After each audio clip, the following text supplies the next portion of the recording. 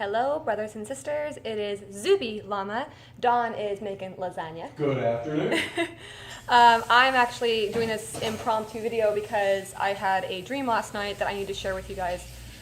It is September 30th, and I woke up last night and I was just in a total frenzy because it felt so real. The dream just felt so real. And you know, we are in the end times. We know that things are going on in Israel. We know that things are going on all around us. You know, Montana's got snow. I mean, people are getting snow, and it's not even the end of October yet. And so my dream, I'm just going to get into it because I don't want to explain and waste you guys' time. So I was working at TGI Fridays, and you guys all know if you watch my videos, TGI Fridays in my video again.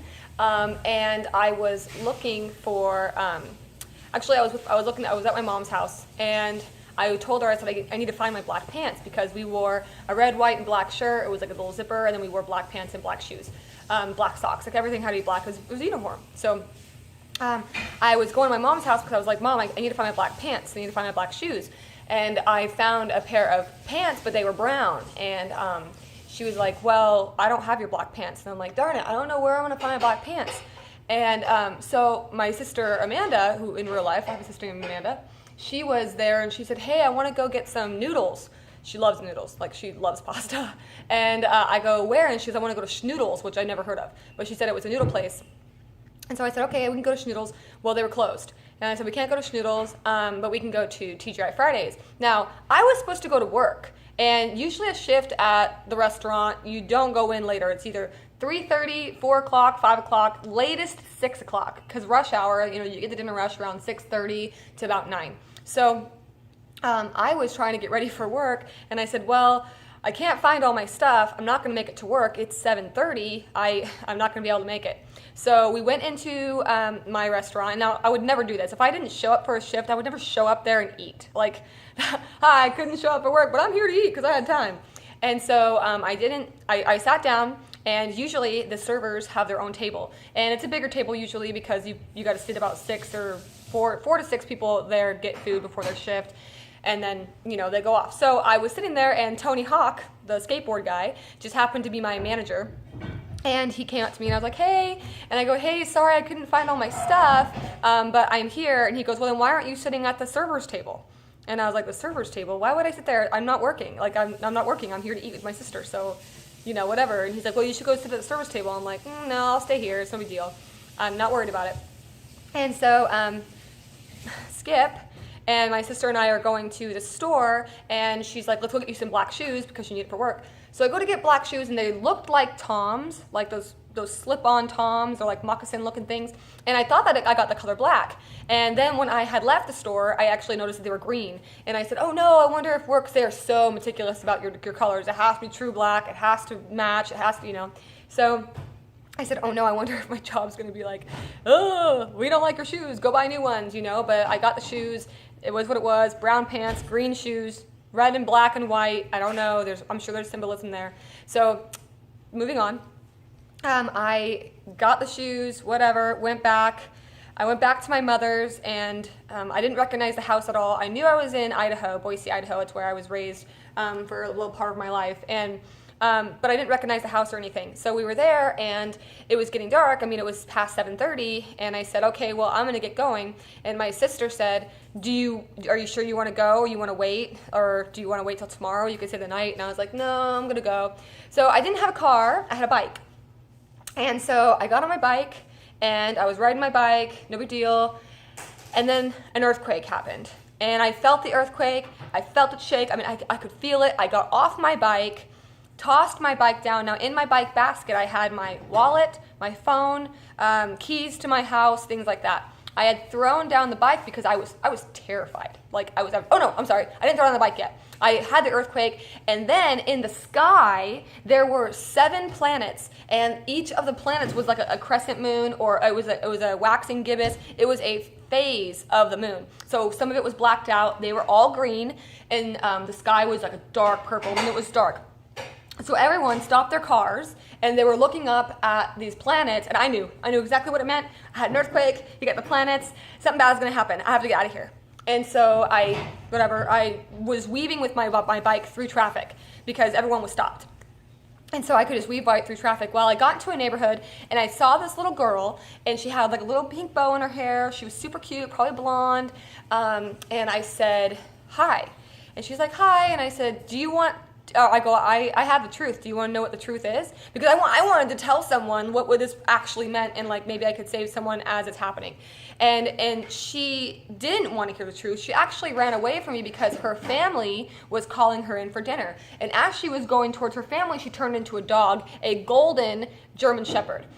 Looked just like that. And I just seen one over here the other day. So I think that's probably why my subconscious leaked into a golden German Shepherd. So she went off and I said, okay, she doesn't want to know the truth.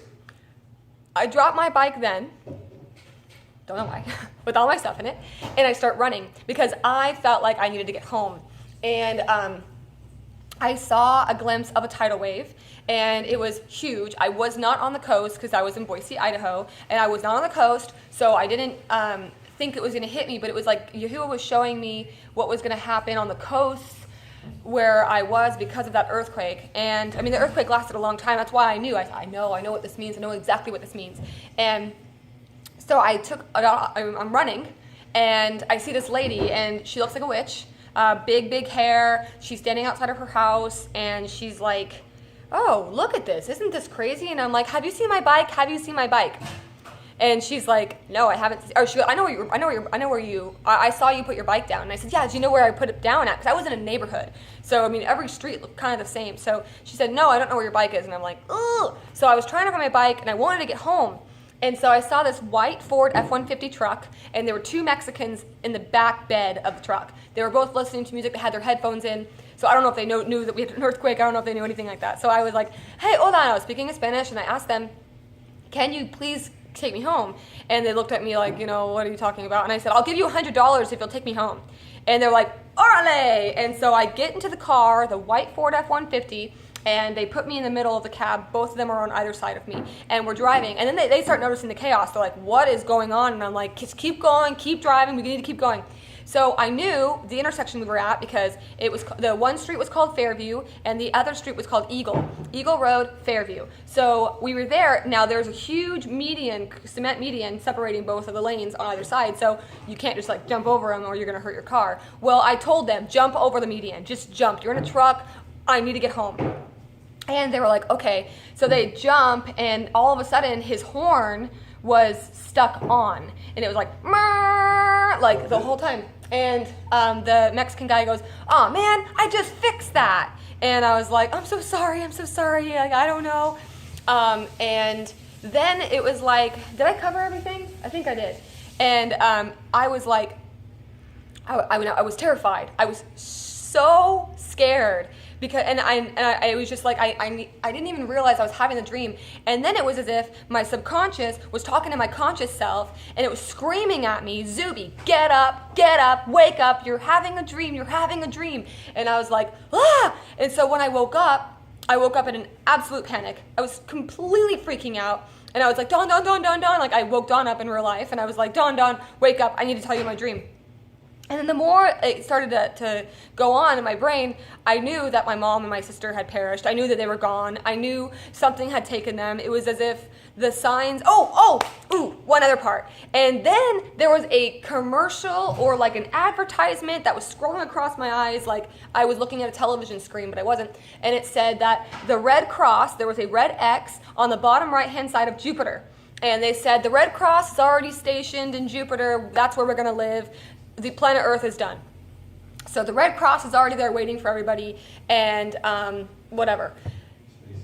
And I mean, we already know that the Earth is flat. We already know that there's no space. We already know that. So I'm like, why would we do Jupiter? So I know that Jupiter is, was in retrograde for 42 weeks during the Great Revelation sign, or was in retrograde. And I don't know what Jupiter really had to do with my dream, but I saw the planets. I saw them in the sky. They were visible. It was all green.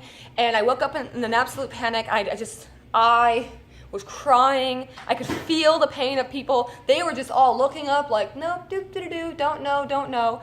And that was my dream. Now, brother Watchman 5779, Eric, I did send it to him because he's actually really good at interpreting my dreams because he's got a third person outside of Dawn and myself that can look at it. And he was saying that there's got to be a connotation with the colors. Green, we got to figure out what the green means, and we got to figure out why I had brown pants and not black pants. TGI Fridays, thank God it's Friday. Is that what Yahuwah was trying to tell me? Is that it's going to happen on a Friday? Because it also says that it shouldn't happen, or pray that your redemption doesn't happen on a Sabbath. And Sabbath is on a Saturday. It wasn't until October that it'll resume to be on a Saturday. So it was September. I mean, it's September 30th right now. And it said like, Friday is the day before Saturday, so I was thinking, I wonder if it's going to happen on a Friday, and it's going to happen at night. It was 7:30 at night. I remember that because I was supposed to be at work, and I wasn't going to go into work. I don't know what Tony Hawk means. He did say something about eagle being America. I don't know. I wouldn't mind anyone else interpreting these dreams because it's really hard for me. I know it's not like exact, like saying, oh, the shoes. When I bought the shoes, I said to the guy, what size are my shoes? Are they shoes? And he said, they're king size. And I said, king size? That's like a bed. I mean, what size? 8, 7, 9, whatever. What size are they? And he's like, do they fit your feet? Yes. Well, they're king size. And I'm like, king size? Okay, well, I guess I wear king size now. I don't know. And so there's that. I don't think I forgot anything. I mean, I remember everything so vividly, you guys. I can see it. I can smell the food that I ate. I can see that the sign of the noodle place that we went to that was closed. I mean, I could see all this, but it was all happening while I was in America, and I'm obviously not there anymore. So I don't know.